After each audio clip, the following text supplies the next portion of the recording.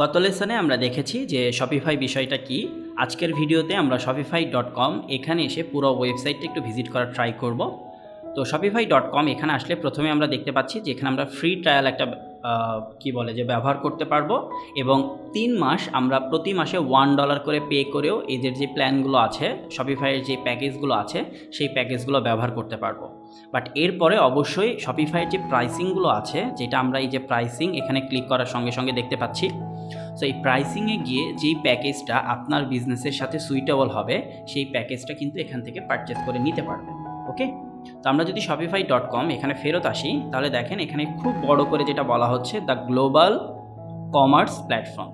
এটা সাধারণত e commerce টাইপের ওয়েবসাইট তৈরি করার জন্য খুবই পপুলার এবং এখানে লেখা আছে যে শপিফাই দিয়ে তৈরি করা ওয়েবসাইটের মাধ্যমে আপনি অনলাইন অফলাইন যে কোনোভাবে আপনি কিন্তু সেল করতে পারবেন আপনার যে প্রোডাক্টগুলো আপনি তৈরি করবেন সেই প্রোডাক্টগুলো।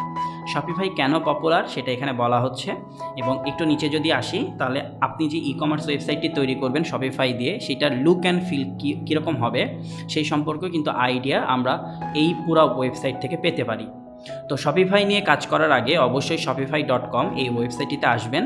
এসে ওয়েবসাইটের অ্যাটলিস্ট যেই কোথায় কী অপশানস আছে, কোথায় গেলে আপনি কি পাবেন, এই বিষয়গুলো সম্পর্কে অবশ্যই একটা ডিটেলস ধারণা নিতে হবে।